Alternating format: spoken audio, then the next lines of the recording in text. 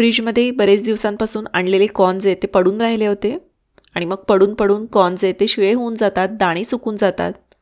तर मग भरपूरसे कॉर्न वापरून करता येईल असा एखादा पदार्थ करायचा होता. मग काय, एका कणसाचे दाणे काढून घेतले. 1 कप रव्यामध्ये अर्धा कप दही, अर्धा कप पाणी घालून 10 मिनिटांसाठी भिजवून घेतलं. एका अख्ख्या कणसाचे दाणे जे ते मिक्सरच्या भांड्यात काढले. आजकालचे कॉर्न चवीला अगदी गोडसर असे असतात, त्याच्यामुळं आवडीनुसार हिरवी मिरची आठवणीनं घालायची आणि याची अशी पेस्ट करून घेतली. भिजवलेल्या रव्यामध्ये ही कॉर्नची पेस्ट घालायची आणि मिक्स करून घ्या.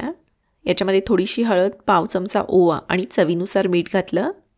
सगळं असं छान मिक्स करून घ्या. शेवटी 1 टीस्पून इनो फ्रूट सॉल्ट आणि थोडंसं पाणी घालून हे असं चांगलं फेटून घ्या.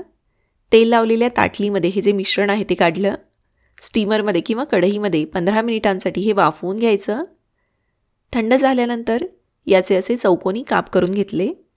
याच्यावर मोहरी, तीळ आणि हिंग यांची फोडणी घातली. याची सविस्तर रेसिपी प्रमाणासहित मराठी किचन यूट्यूब चॅनलवर तुम्ही पाहू शकता.